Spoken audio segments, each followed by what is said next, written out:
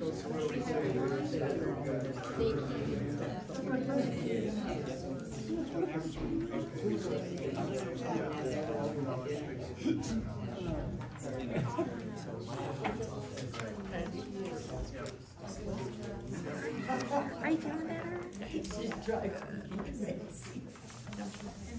Pretty horizontal for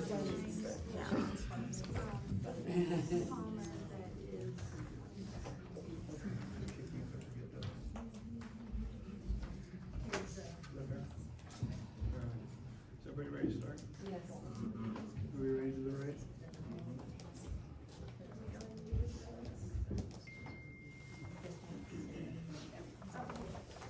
All right, good evening. We are here on November 1st to the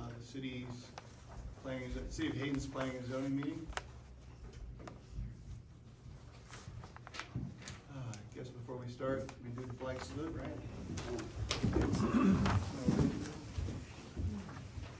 Allegiance to the flag of the United States of America and to the republic for which it stands, one nation, under God, indivisible, with liberty and justice for all. All right. For the commissioners, do we have any conflicts of interest on the agenda items tonight? No. Awesome. We don't have anybody online, do we? No one. We'll take attendance. Yeah, thanks. Brandon Venus, Here. Alan Davis, I'm here. Mary Howard. Here. Brian Peterson is absent. Ben Pickett, I am here. Sean Taylor. He's absent. We do have a quorum. Okay. All right, next up is the consent calendar, which includes approval of meeting minutes from October 18th. Do we have any discussion or motion?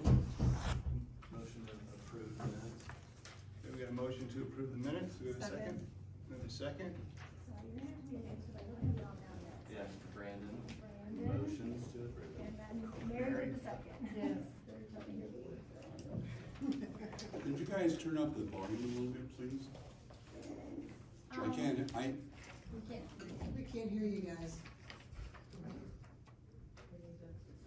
All right, we'll speak up. yeah, there you go. Michael's not in there, so we'll try and get it so the speakers are a little louder. So we need to take a roll to approve the meeting minutes? Or is it just a yes, no? Just a yes, no. No All right, roll call. so everyone in favor of what's been approved, or the approval of the meeting minutes, say yes? Yes. Any opposed? All right. And we'll start then, or we'll roll into the first public hearing tonight. We have PZE-21-0218. Let me open it up here to give a little primer. Good evening, Commissioners. My name is Zach Rubino for the record.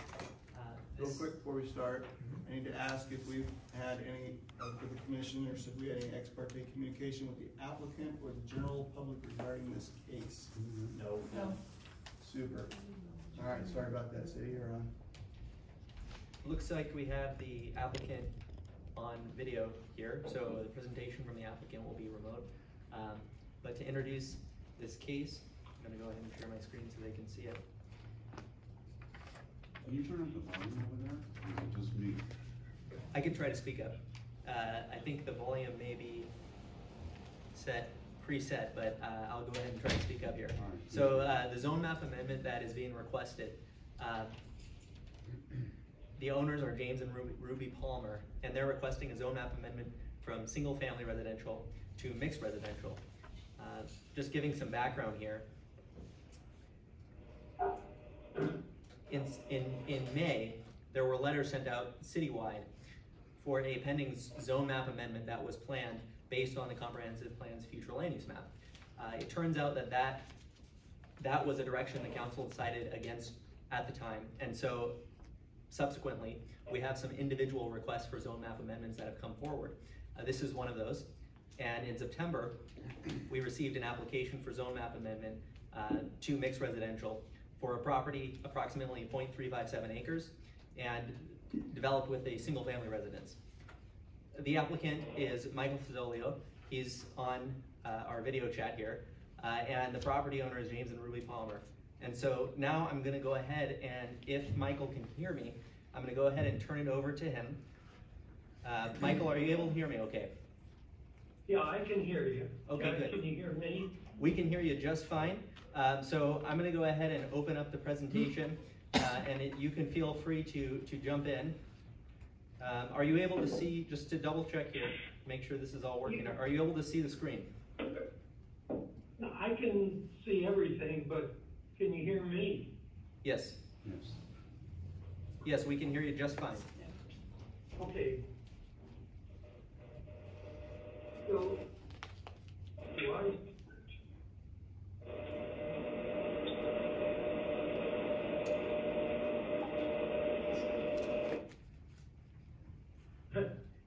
A lot of static.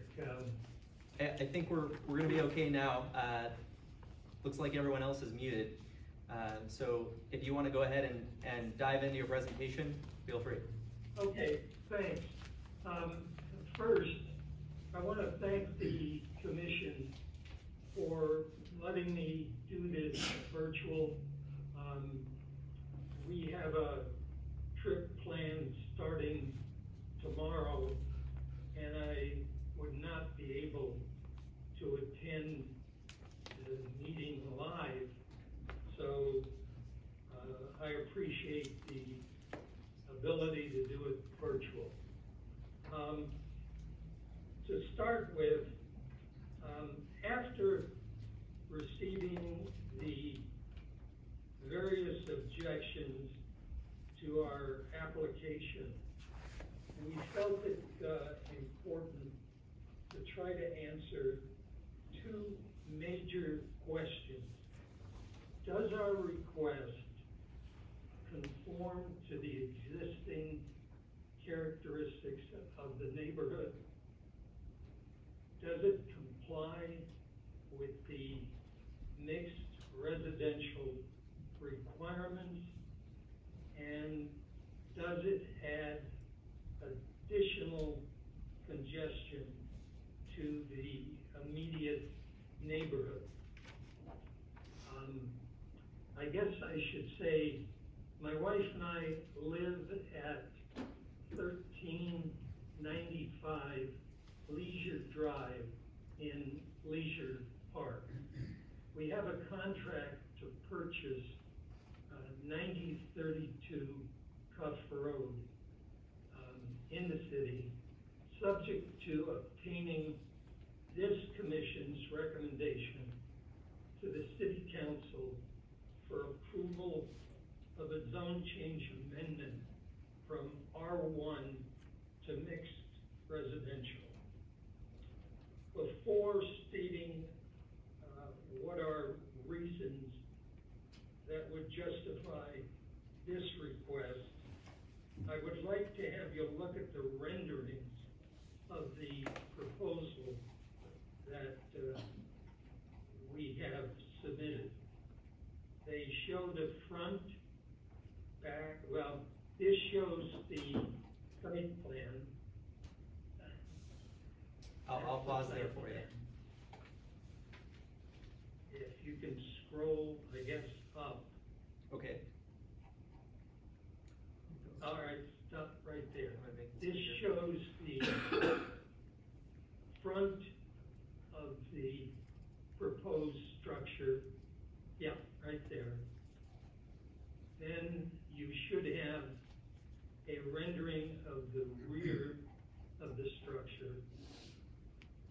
And finally, a floor plan of what the living space will look like.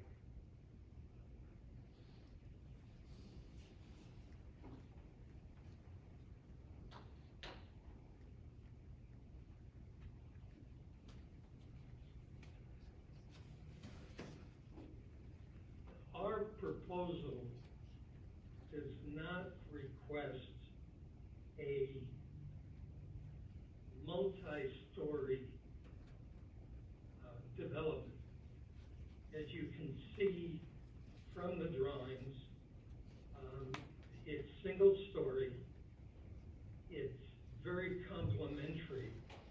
to the surrounding homes on Orchard Road. So I think it will go a long way to improve the overall characteristics of the neighborhood. Presently, the property improvements consist of an older single-wide trailer that has 2 bedrooms and an attached frame structure acting as a 3rd bedroom. We intend to remove the trailer and the various accessory buildings and replace them with the depicted drawings. While we're adding 4 new homes, we are eliminating 1 older home. Thus, the net effect is adding 3 additional units to the neighborhood, a small and acceptable increase to the street's density, in our opinion. The property contains 15,500 square feet. If approved, we intend to divide the property, as shown on the site plan, into 2 lots. Each lot, each lot will exceed the minimum lot size permitted in the mixed residential zone by some 700 feet on each lot. The building envelope will only cover 42% of the available land on each lot, well, substantially below the allowable coverage of 60 to 75%, depending upon if the project's considered townhomes, duplexes, or cottages. Each home will have a 2-car garage along with 2 additional open parking spaces, an improvement that should remove a need for off-street guest and service vehicle parking, leading to less congestion on Cuff Road. While Cuff Road does not have curb gutters or sidewalks, we intend to build them along our frontage with a landscape swale area for storm drain, runoff, and snow removal, thus leading to less congestion on the street. This is what we proposed. Now, we have 2 main reasons for submitting this application. First, as mentioned, our proposal, as you look at the drawings, is consistent with the existing characteristics of the neighborhood and should improve its overall status. The village at Hayden condos consists entirely of mixed residential 2-story structures. They are contiguous to all of the homes, including our property, that are along the east side of Cuff Road. The entrance to Cuff Road starts on the south side of Orchard Drive. Directly across from Orchard Drive is a neighborhood known as Orchard Place, which contains several blocks of nicely maintained and manicured duplexes. These properties lie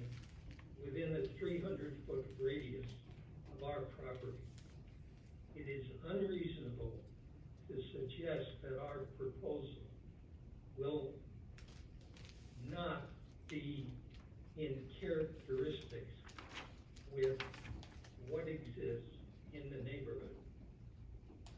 Additional mixed residential developments of Willow Tree condos, the phase 1, 2, and 3 of Blockhaven Square townhomes are situated nearby.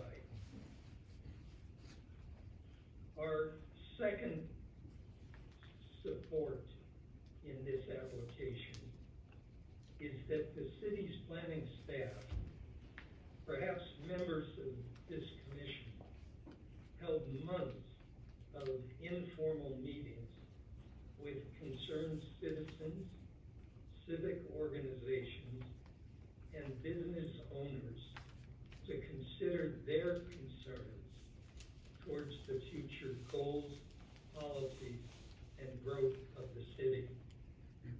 Outside community planners submitted their recommendations to help achieve a community consensus. Additional public hearings were held, and the City Council adopted the 2040 Comprehensive Plan. Considering the length of time planning staff, this commission, and the City Council gave to the consideration of all parties, the plan cannot be inconsistent with the community's future needs.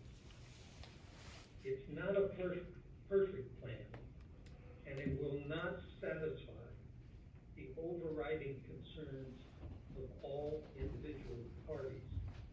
But it is a roadmap that will lead to the orderly future growth of the city, in our opinion. An important question for all of us to ponder is how we maintain orderly growth without choking it off. The plan attempts to address this question. It removed the high-density, multi-residential zones located throughout the city and created zones of low-density, mixed residential. Our property is situated within one of these mixed residential zones.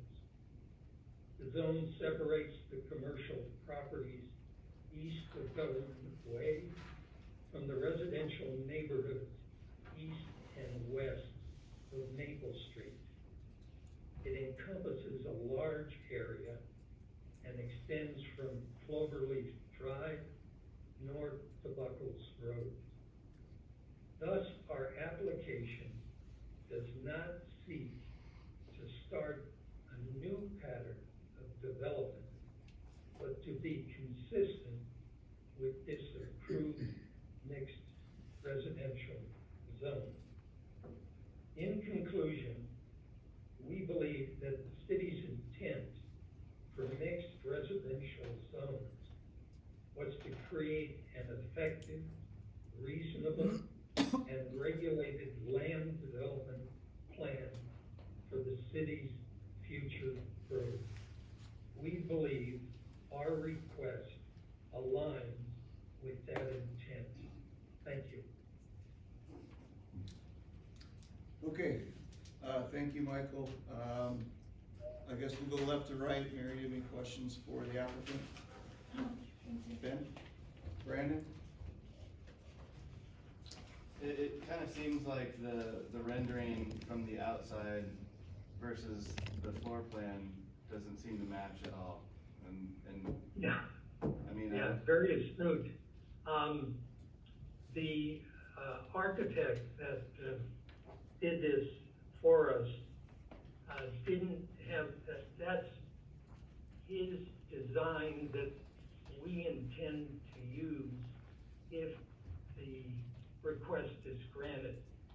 He didn't have time to separate the two units and put the driveway that you see on the plot plan. into the renderings. But if the plan, if our request is approved, what you see on the site plan is what we intend to build. Okay, because I was confused because there was also showing stairs inside of the floor plan, so it made me think it was 2 stories, even though you were implying that it was not. Yeah, if you look at that, if we can go back to the elevation. You want to go to the elevation or the floor plan? Yeah, the elevation. Yeah, that upper area is going to be used as either a 3rd bedroom or a rumpus room or additional storage area. So it is, so it's an upper floor above a garage though?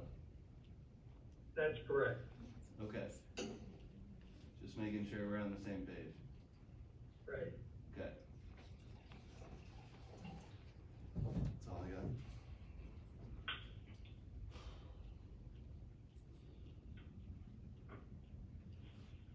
I don't have any questions yet.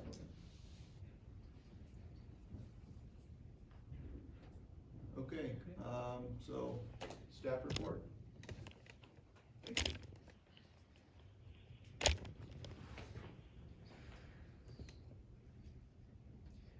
Okay, so I want to elaborate a little bit on the application that was submitted for the benefit of the commission and the benefit of the public. A lot of this information is in the staff review that you have received and that's available for viewing. And I just want to make sure I provide an overview. As you can see with this aerial view, Cuff Road is a dead-end road, and this subject parcel is along the east side. As the applicant described, it's developed with a single residence, which would be removed under the proposal. It is important to note that this request is solely for the zone map amendment. That is distinct from any future development of the site, and so the renderings and proposals that we were looking at are not what this request is strictly about, although that is the intent of the applicant should the request be granted. So that's an important clarification. Let me make this full screen. So in analyzing a request for zone map amendment, one of the considerations to take into account is the set of standards of approval in the code. Now, this isn't the only consideration. The comprehensive plan has goals and policies that I'll get to later in the presentation. But to start with, this is the first standard of approval, and it's procedural largely. Whether or not additional studies or plans are necessary to determine whether the proposal is suitable, and staff does not believe that additional studies or plans would help provide additional information at this time. The second one is really to ensure that you are aware that you can impose conditions on rezoning that the City Council could consider as needed. Importantly, the goal here is to make sure that a request is consistent with both public health, safety, and welfare of the community and the goals and policies of the comprehensive plan, including the future land use map. This is the future land use map. The designation of the subject parcel is mixed residential, which is what the request is for zoning, to align the zoning with that future land use map designation. This is part of the 2040 comprehensive plan. To the west, that purple area is mixed use, and as you'll note, it's adjacent to Government Way and our central business district. The subject property is in a residential zone that is currently single family, which does not align with the current future land use map designation. So that's largely what the request is spurred by, is to align those. The goals and policies of the comprehensive plan that are relevant here are listed in this table, but I wanted to stop and allow the community development director to touch on a few of these to try to make sure that you are aware of some of the considerations from the comprehensive plan that go into this decision. And these are referenced in the staff report, so I'll leave that to Donna. Hi. Goal number 2, as listed above, says the comprehensive plan is a living document and serves as a guide for development. Components of the comprehensive plan are updated as necessary to reflect the community's vision. Goal number 3 says to maintain an attractive and balanced mix of land uses, densities, and housing types, ensuring the future character of the community, promote greater choices and opportunities. Goal 4 is the city of Hayden should encourage the development of land within the corporate limits of Hayden prior to annexation of adjacent areas. Goal 5 says to preserve, protect, and strengthen the vitality and stability of existing neighborhoods. Goal 8 says ensure all development can be serviced by existing public facilities or extended to adequately serve the development. Goal 12 says to establish a balance between jobs and housing to attract new employment and living opportunities. And Goal 17 says to promote and encourage the development and rehabilitation of quality housing through a variety of housing options and densities. All of the goals are in the staff review and in the appendix, but those were the ones that were identified in the staff review. Thank you. And so that was the third standard of approval, and the fourth is making sure that it aligns with the zone district purpose and intent. And because this is a zone map amendment, really what this comes down to is making sure that in making this decision you're aware of the zone description. So those are what you see in front of you, the single family residential, which is what it currently is, provides for single family homes, and it's important to note 2-family dwellings are not permitted.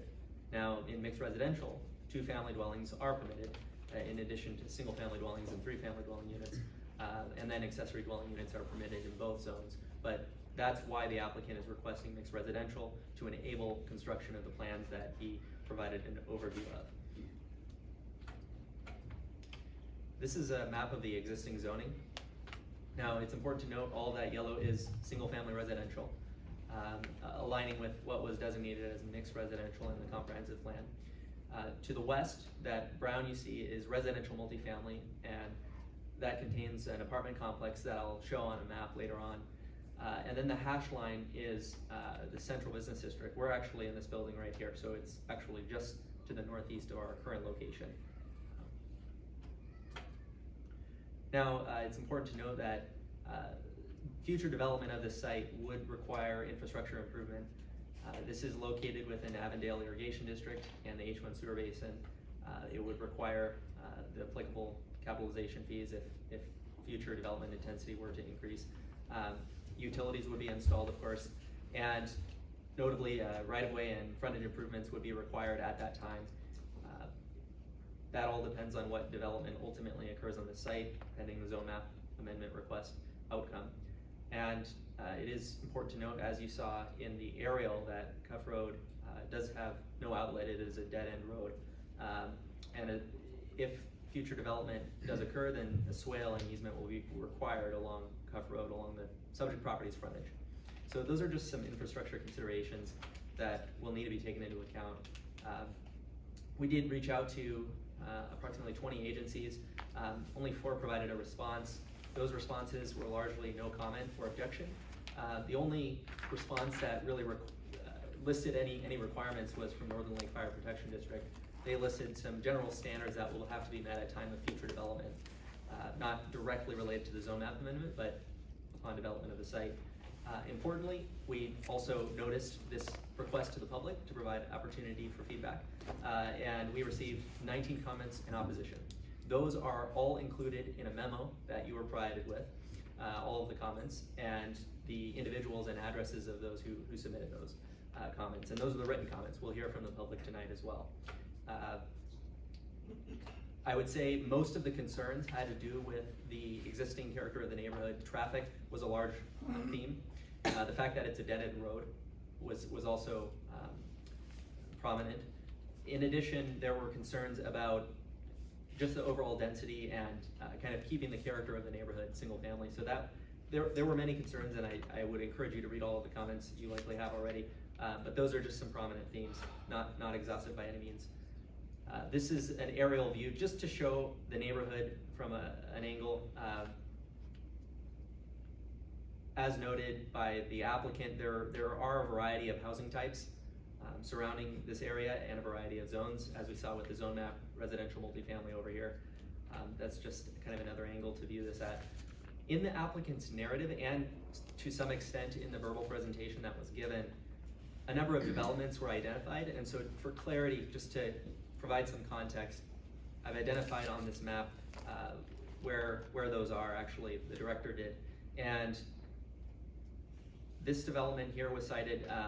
It consists of single and two-family dwellings, a number of duplexes that have two garages and two entrances in that area.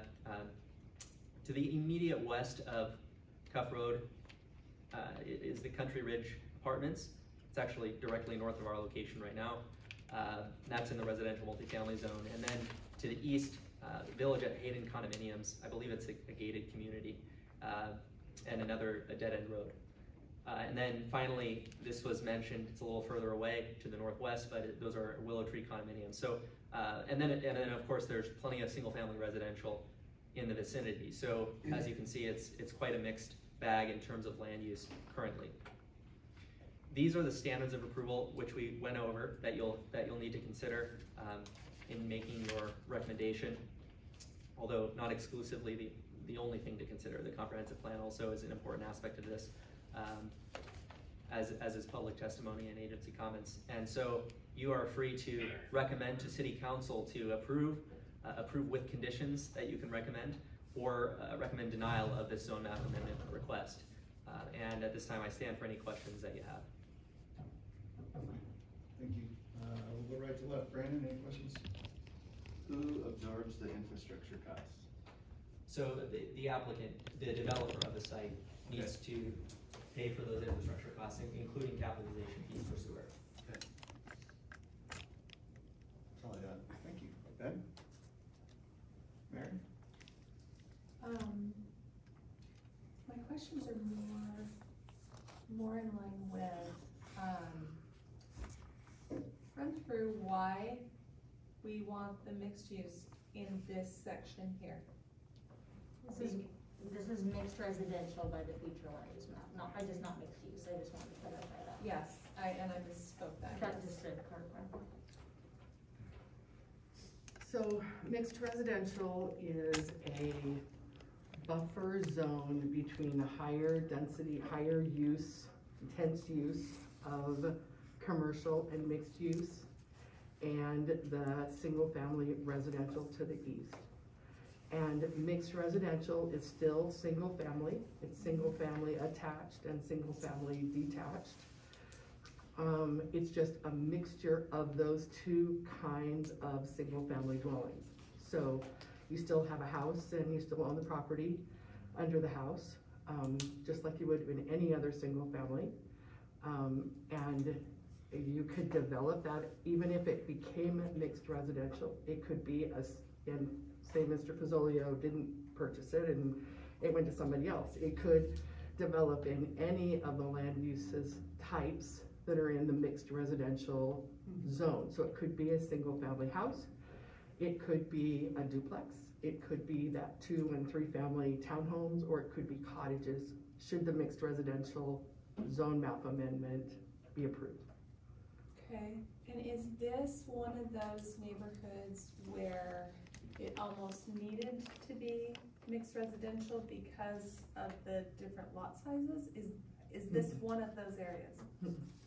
No, it's a established single family residential district. It just has a relatively large lot that, as Mr. Fazolio said, it's like 15,500 square feet. So it's a really large lot, but you can't subdivide it as a single family residential lot into 2 lots because one of the lots wouldn't be able to meet the minimum lot size of single family residential. So if you were to want to be able to subdivide this lot for any intensity of purpose, the only mechanism to get you there is through a zone map amendment to mixed residential. Okay, and in the mixed residential, let's take this. Would these 4 homes need to be condominiumized so that they were separate owners, or are we talking? In the mixed residential, you're allowed to have duplexes, or you're allowed to have twin home construction, which would be plotted into separate ownership. Okay, is his intent to be condominiumized or I to? can't answer that question, and it's not. And that's Tonight, not we're what we're talking looking about, at a zone right? map amendment, correct? Right. Like, would you be willing, the question is, considering all of the options in mixed residential, right, it could be any of them in that location, under a zone change. Okay. All the uses allowed by that zone, right, would follow with the zone map amendment, absent a development agreement limiting it. So that's really the question for council. Do we have the property sizes of the, whatever it was called, the Hayden, there was another one to the east, that you said was a gated community? Oh, let me go to. The ones that border them on the backside, the village at Hayden condominium? This might be updated. I want to see the parcel boundaries. So this one works. As you can see, this actually is condominiumized. So you'll note that there are no individual lot lines. It's a single plat, different ownership. The density, I don't know the exact density that was platted at, but that is distinct from what this would look like unless the owner did decide to condominiumize this property. I can say, if it helps the conversation, I have a density table that gives a bit of a comparison between mixed residential and single family residential based on the different types of development that could be established in mixed residential. As the director said, the duplex is what is being proposed by this applicant, but you could have single family, townhome, cottage, and the setback standards, lot coverage, and minimum lot size differ depending on the type of residential development in the zone. So that's another important aspect to consider. Thank you. Brandon, to answer your question about Piper Court, those are all condominiumized units, and so it's the unit themselves. They look like duplexes. They are duplexes that were condominiumized, and so it's the unit and an undivided interest in the rest of the common space, and so that's why the answer as far as what each one is not as it stands. I was like, well, I kind of got it there. Yeah. Half answered. Okay. All right, is that the questions then? I'm done. All right, so we'll move on to the public hearing part now. Anyone who wants to offer written or oral comments must complete the form located in the back of the room. Forms must have name, address, date, and whether they are testifying in support of, uncommitted, or opposed to the application. We will ask for testimony of those supporting the application, those uncommitted, and those opposed to the application. Anyone who wants to testify must do so at the podium so remarks can be picked up on a recorder. Questions and comments will be directed to the commission, not the applicant, and the applicant will have the opportunity to answer questions and offer rebuttal after all public testimony is completed. Once the application offers a rebuttal, the hearing will be closed for public comment, and at that point there will be no more comments or questions allowed from the audience. So we have some public hearing comment forms. One is for Sandy White. She is against the proposal and does not wish to speak. We have one from Scott Forsell, who is against and wishes to speak. Yes, sir.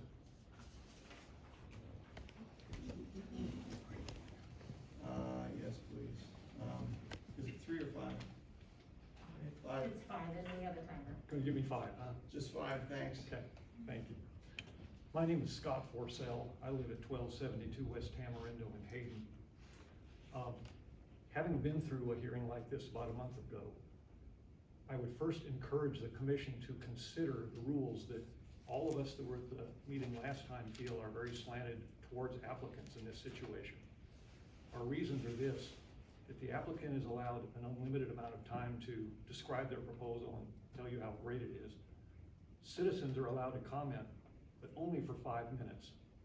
The developer is then allowed an unlimited amount of time to rebut questions, and the citizens at that point have no opportunity to rebut what the developer says, regardless of a developer's statements misstatements or false statements. Citizens don't get an equal shake on this, and I hope you folks will consider that in the future. On to my comments. Have each of you read the 19 letters opposing this application? I hope you did. Each one of these letters are clear, they are reasoned, and they are passionate. Each one of the letters has one thing in common. They discuss, as Zach said, how this zone amendment will negatively impact their neighborhood. It's a cul-de-sac, it's a sealed neighborhood. And they are telling you how it's going to negatively impact their neighborhood. The changes that they're describing fly completely in the face of Goal 5 of the comprehensive plan. Goal 5 is preserve, protect, and strengthen the vitality and stability of existing neighborhoods. All of these folks are describing to you changes that are going to be made that are going to negatively impact that neighborhood. And I believe this application should be denied. Last Tuesday at the City Council meeting, Council President Roger Satterfield spoke passionately about the importance of spoke passionately about the importance of involving citizens in their decisions. 1 month ago, despite being presented with opposition by about 130 citizens to a similar proposal, the Commission still approved it by a 3-2 vote. Tonight, I urge you to pay attention to the 19 letters of opposition and the speakers that are talking here tonight, and understand that this proposal fails Goal 5 of the comprehensive plan. You have 4 criteria that you folks use to determine whether or not to approve a zone amendment. By failing Goal 5 of the comprehensive plan, this application fails your criteria 3. And your criteria 3 is the zone amendment shall be in accordance with the future land use map and the goals and policies of the Hayden Comprehensive Plan.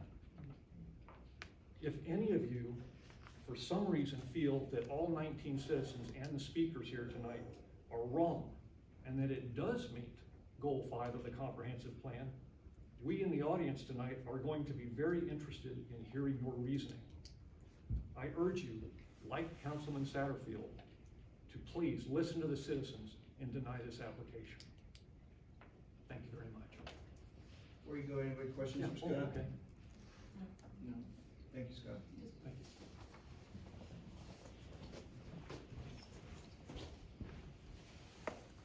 Okay, our next person that wishes to, or who submitted a public comment hearing form, comment form, Steve Kaufman wishes to speak. He is against. I'm gonna turn my 5 minutes over to Tina. Who also wants to speak. So can we combine them? If not, I'm giving him his notes back so he can speak. Can Tina speak for Steve, or does Tina need to fill out a form? I have filled out a form.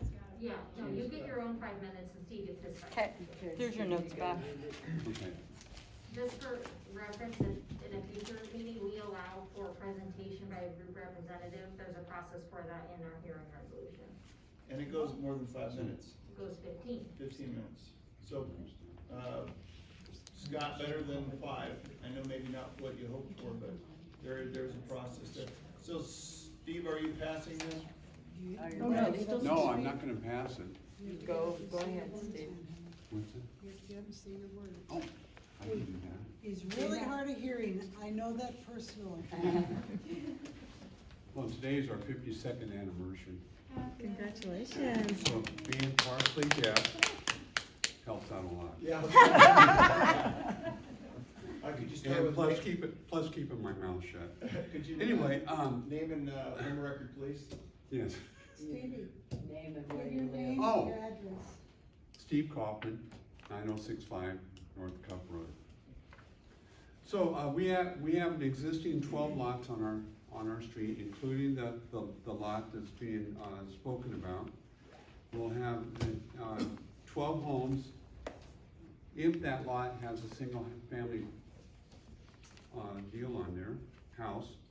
We have 24 cars roughly going up and down our street, and they want to increase that by 25%. That's a lot.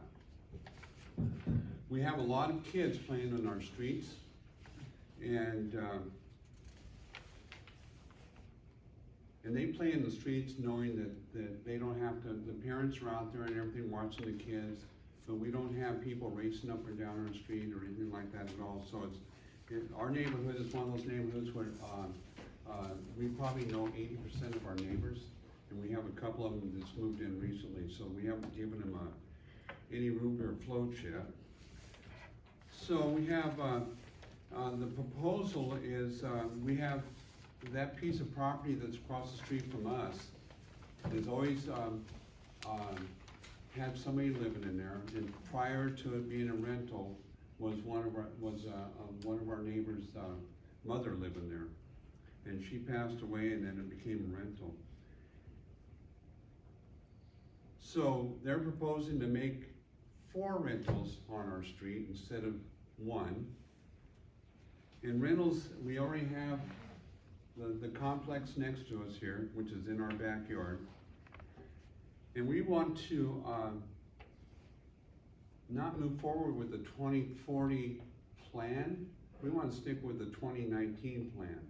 And the 2040 has never been passed yet. And hopefully it's not going to be passed. We want the 2019 comprehensive single-family dwelling to stay in existence. Let me see what else I have here.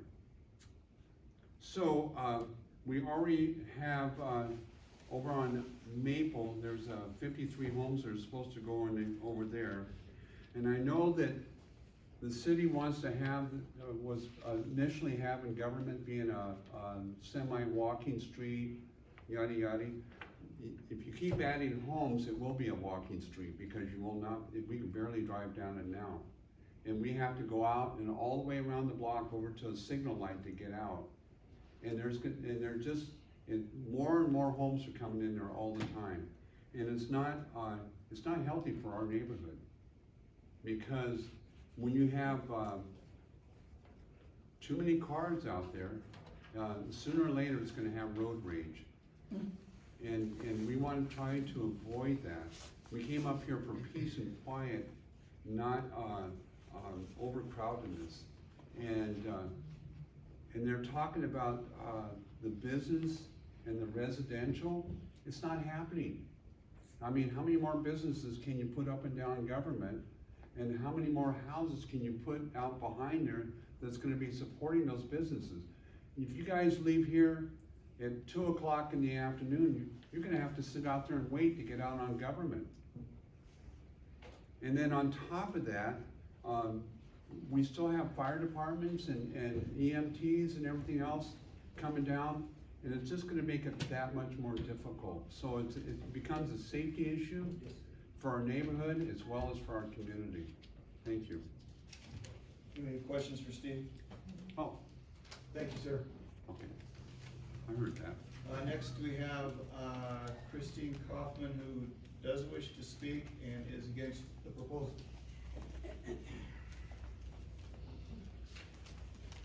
My name's Christine Kaufman, and I don't envy your job, because a lot of people in this room do not know the position that you're in. You have to make decisions that are going to be life-changing for the city of Hayden and also for Cuff Road. I have to tell you, I've been really agitated because I have to be put in this position. When we first moved up here, there was a grove of trees that accommodated moose, deer, quail. I mean, like, coming from Southern California 20 years ago, you're going, oh my gosh, this is life. Pretty soon, the developer came in, took out all the trees, apologized, built his buildings, and bankrupted himself. So now we're left up with, he did a nice job for the community, but I'll tell you what, we don't have the life that we have that when we first moved in. I am going to stick to my script, because if I get on a bunny trail, it won't make any sense. I went through those 19 things, those little comments, to see how many people were interested in what was going on in the city of Hayden. And I tell you what, these guys here, they have got it together. They know exactly what density is. They know exactly what crowds do. They know what it does to our first responders, our school districts, our traffic. And it's just incredible because they write these letters with a heart filled begging you to reconsider density. Listen to this one lady, I won't give you their names. It says, in regards to your public notice on Cuff Road is a well-established neighborhood. A single family homes, according to the zone in 1219 zone map, is R1 single family residence. The 2040 comprehensive plan and the future land use zones as mixed residential, a brand new zone that has been paused for a year by the city council because it is poorly understood by the city council and the residents.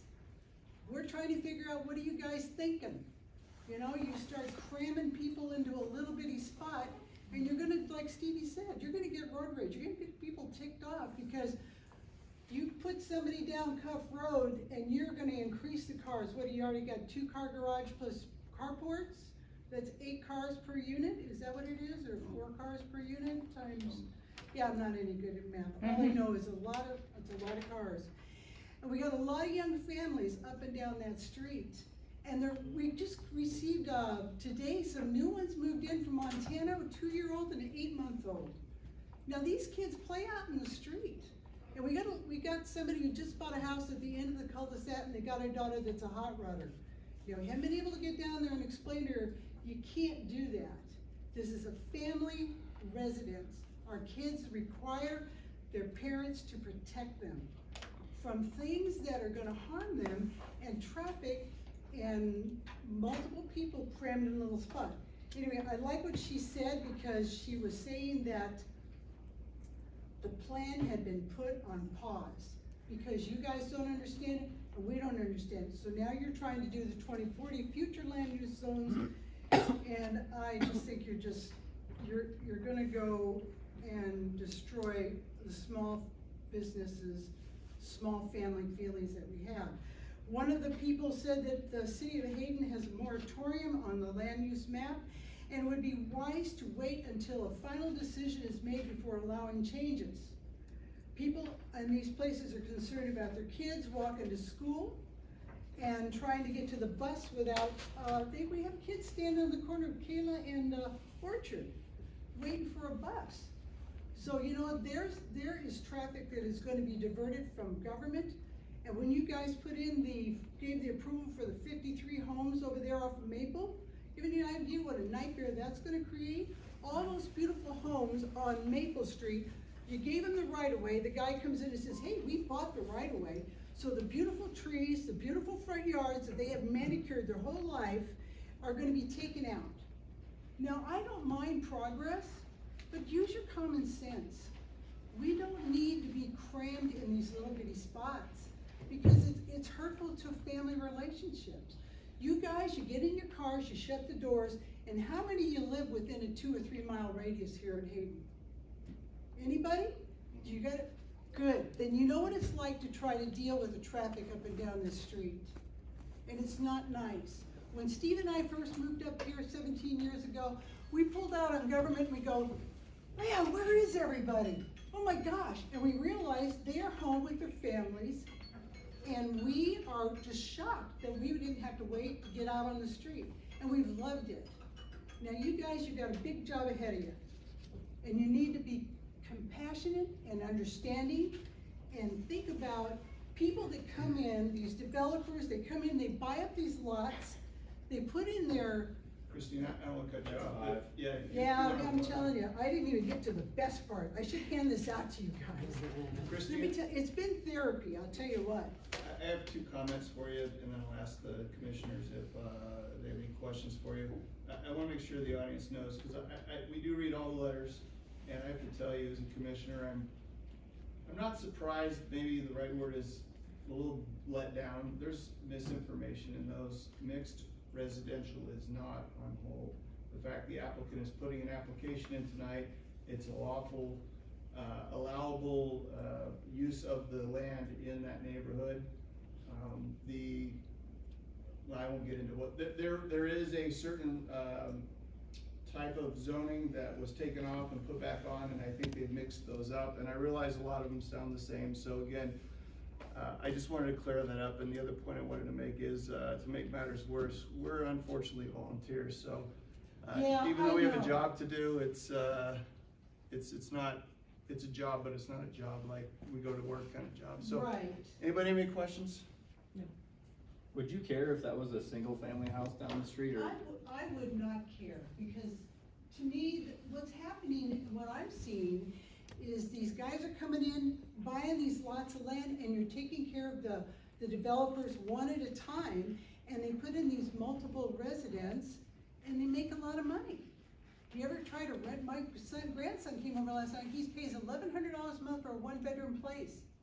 And he says, I'm really thankful because we're under this umbrella, because people are paying up to $1,600 a month. And these guys here, they see that that's money in their pockets. And who suffers but the residents? So you guys, you're volunteers. I really appreciate what you're doing. I do. He wants to know if you are opposed to a single family home. No, I did. I told him. Okay. In fact, I have a really good Finnish carpenter right here that'd be more than happy to do something for you. Thank you. Our next person that submitted a comment form is Tina Busby. She wishes to speak and is against. Okay, since I can't get his time, this will be kind of a speedy thing. I'm Tina Busby. I live at 9033 North Cuff Road, directly across the street from the subject property.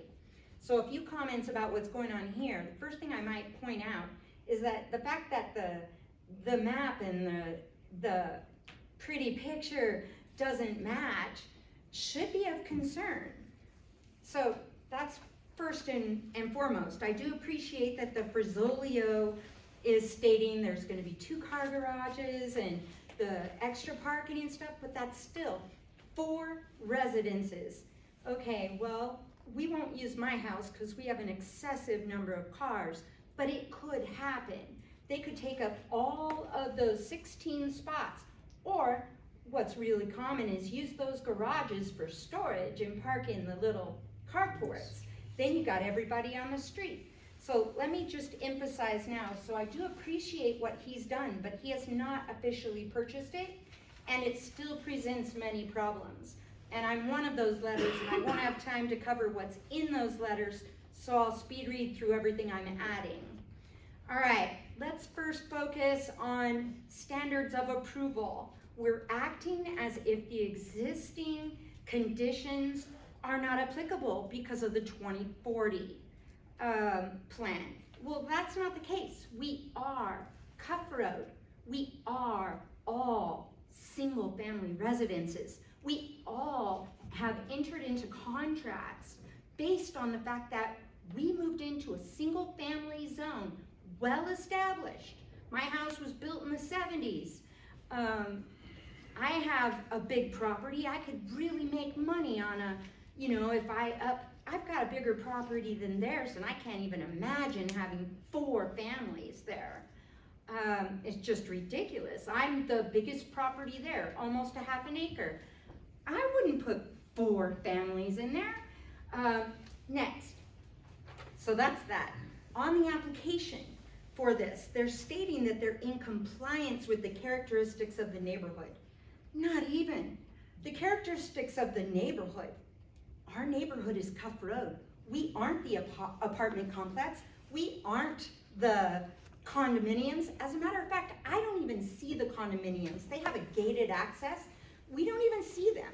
We know that their cars are there because we feel the traffic. I live right abutting the apartment complex.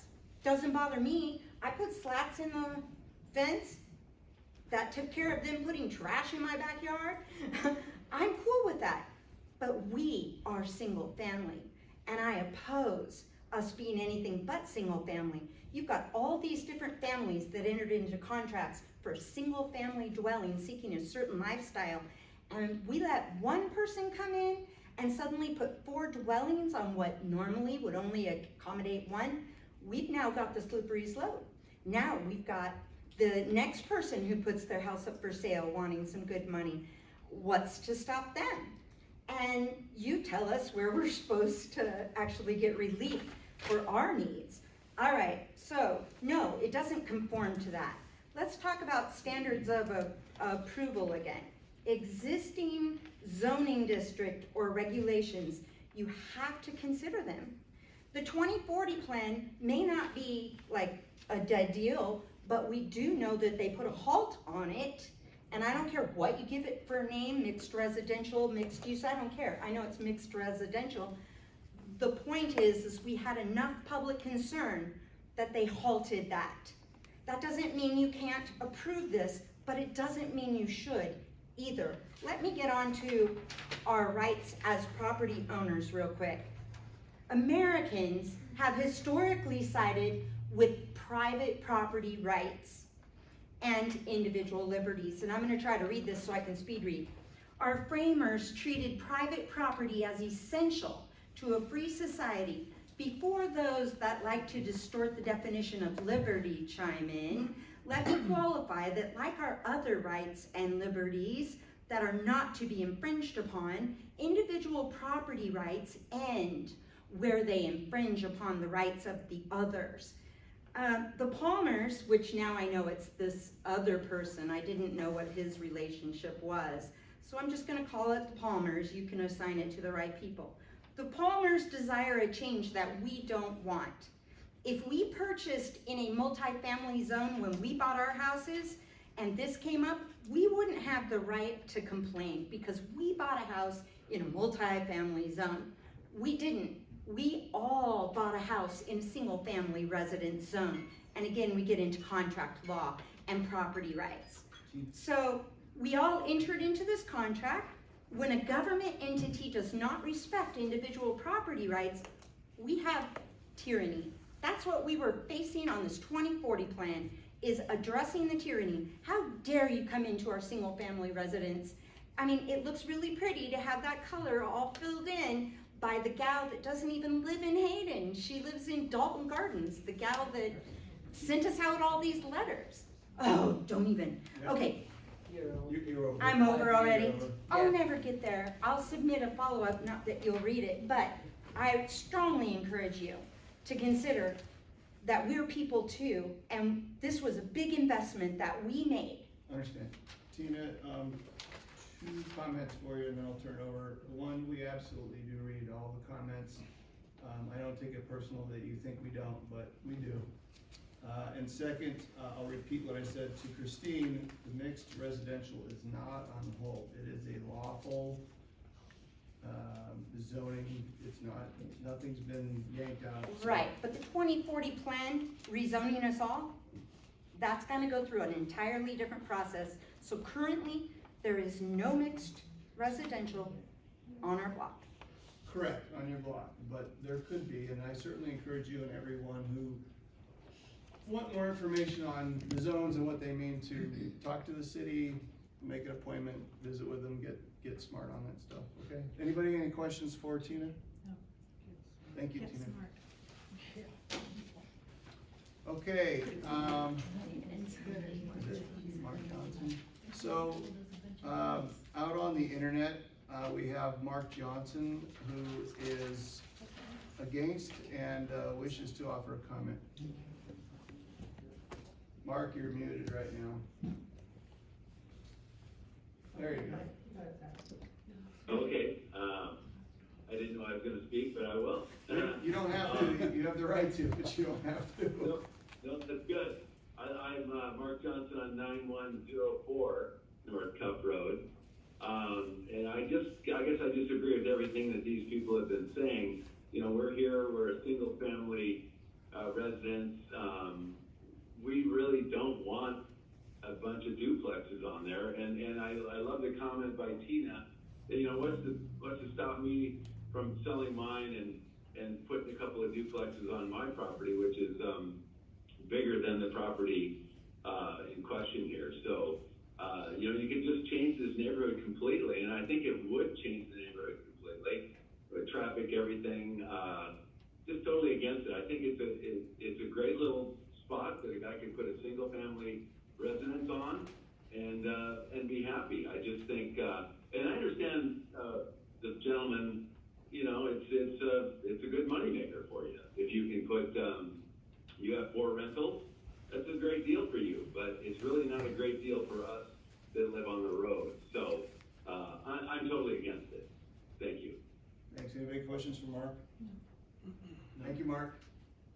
Thank you. We're gonna go with Dan next. He was the only one that wanted to.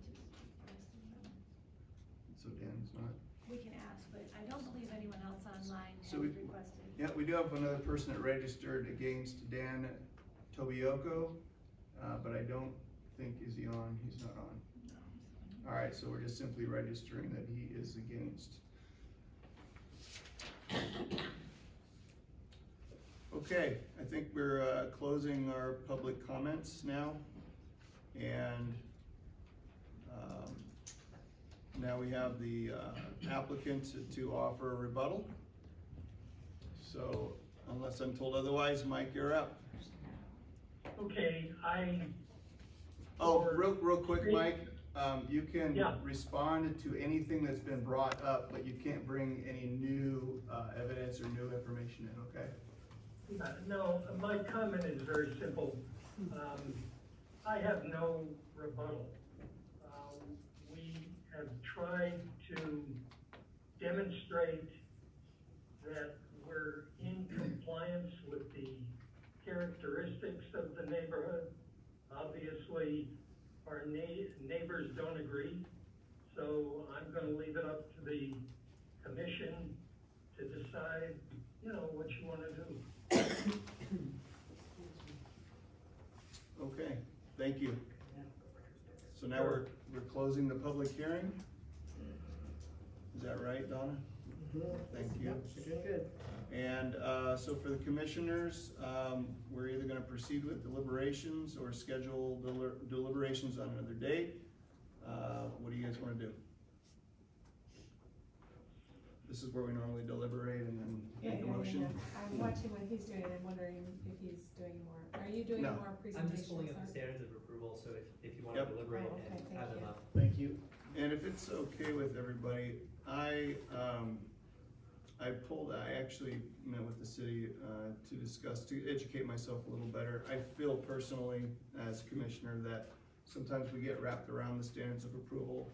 And as has been brought up tonight by the city, there's also the comprehensive plan. We tend to go down, I think, sometimes the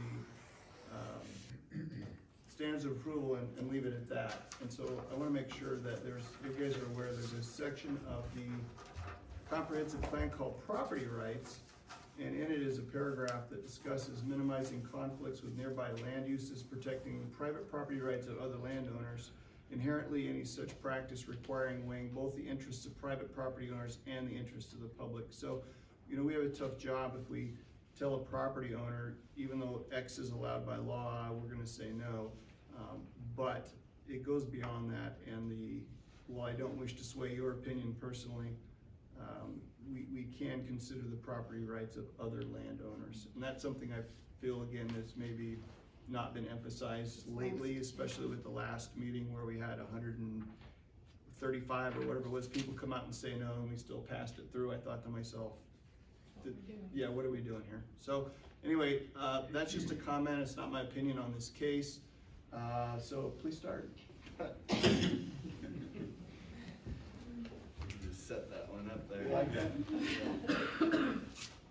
Well, I want you guys to feel the way you feel. Disagreement is healthy. It's part of, what makes our country, I think, pretty great.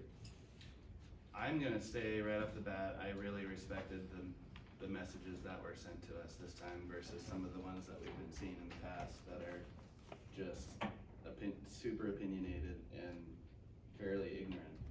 And everybody in this group that sent something out was respectful and made me want to read what they had to say. That said, you're right. I mean, the way you just brought that up, how you just set me up. I don't want to influence you. Again, it's education. I'm not. No, I don't think that you did. I was already feeling a certain way, and I've been a proponent of all the time and hours that we've spent on our future land use map. And this is a really weird little situation. I feel like in our last one we were talking about I'm not gonna flat out say that Orchard is an arterial route, it's not. However, this is, comparing it to that one, this one is on a cul-de-sac. I mean, I have a hard time wanting to approve this one. Okay, do you feel it meets the standards of approval? Yeah, pretty much, but I don't know if I like it, to be honest with you. All right, fair enough. Mhm. Mary, you want to go second? Sure. Well, I think that when we look at that it shall align with the zone district, purpose and intent,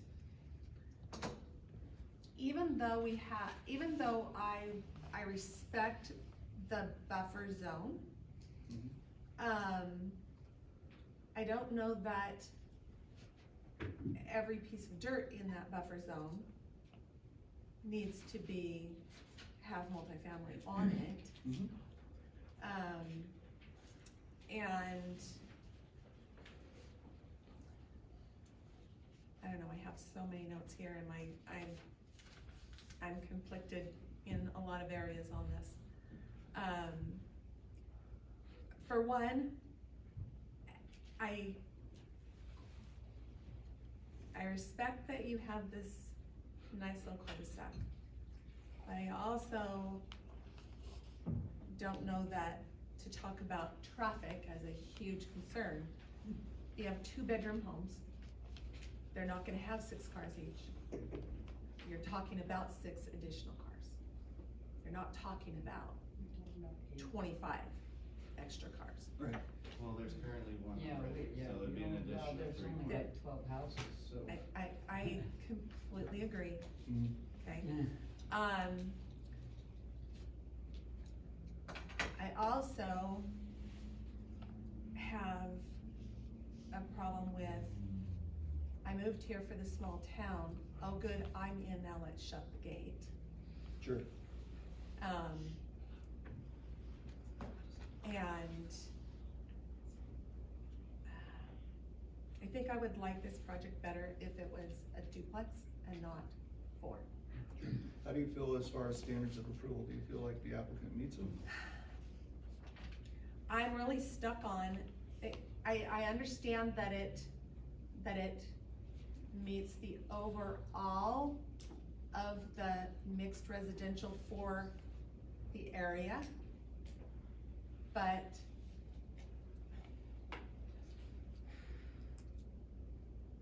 just trying to stay on this project, okay? Yep. Just trying to stay on this project. But there's a part of me that wonders, how do we change the character of this street? And I know that if we change one, we give permission to all. Sure.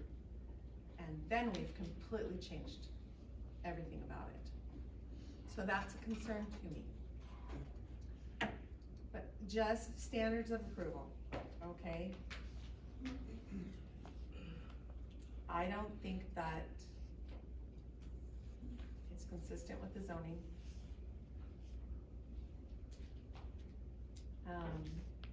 As mixed residential.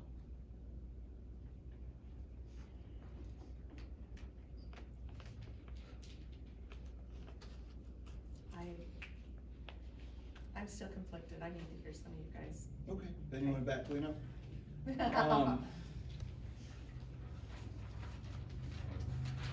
Volunteer job gets tougher as every month goes by. Yes, it does. I agree with what Mary said. When I moved here, and I think I understand everybody's complaining about traffic. Having moved from Houston, Texas here, no one knows what traffic really is like. So, I think it does meet the standards of approval, but there's a large but, and the but is in the audience, and it's on all the letters we received. I'm with Brandon. With Brandon and Mary, this one's not sitting real well. With the way that the street is and being on a cul-de-sac, and I agree with Mary. I think maybe if it was 2 instead of 4, it'd be a lot more palatable. Okay. I just think it's gonna change the context of this neighborhood a little bit too much based off the audience, so. Okay. All right. My comments are, I like the improvements to the existing structure. If there's a single wide with a lean-to built on it, or however it was described, you know, putting up 2 duplexes would definitely be an improvement. I also acknowledge a need for new housing types. I think the 4 standards of approval are met. However, when we contrast that against the comprehensive plan, I don't feel that the applicant's request is congruent or agrees with the property rights section. So that's my 2 cents. Yeah, were you saying because now we're adding 4 instead of a maximum of 3? Or is it because he's trying to split the property, then he could actually have 2 on either? I see this cul-de-sac as a little sealed unit. I agree with the comment that was made that is kind of the neighborhood because you've got a gated fenced community. You know, neighborhood of course is a subjective term.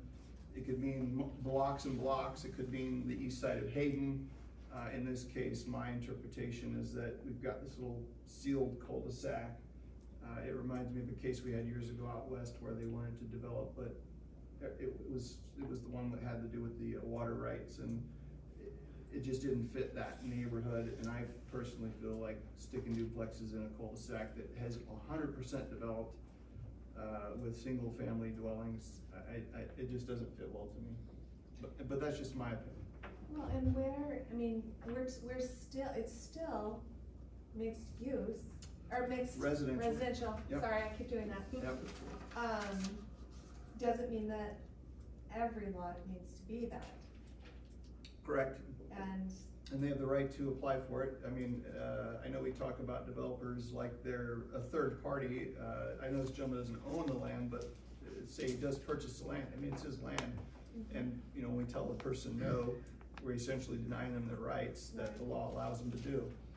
So, you know, that never feels good, of course. But again, my thoughts are, it's this little sealed cul-de-sac. It's developed 100%. If it was developed 50%, I'd say, heck yeah, let's do it. But it's literally 100% developed. Even if one of the buildings is, and forgive me if I'm using the wrong term, dilapidated, I'd rather see a house go there personally. That's just me. So one of the things I'm consistently hearing from everybody is the comment of meeting the standards of approval, but not all the policies in the comprehensive plan. But I would just circle the commission back to standards of approval number 3, which that is one of them, right? Goals and the policies found in the comprehensive plan. Mm-hmm. So I think you're all saying this. I think you're all saying the same thing. I just wanted to kind of bring that full circle that Thanks for keeping us honest. Yeah, there may be an issue with that standard of approval from the comments I'm hearing that it's not met given the existing neighborhood context of Huff. That's true. Right.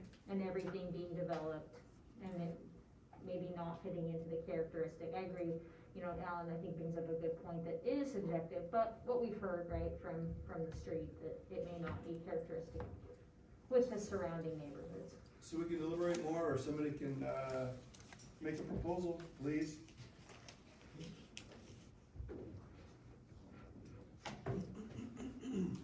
Bueller? Well, could you answer my question, actually, but remind me, am I understanding this correctly? He's planning to separate the property, so that way you can have 2 different properties, basically. So I think duplexes on either of them. Yeah, that's one of the, oh, go ahead, Jack, sorry, you go first.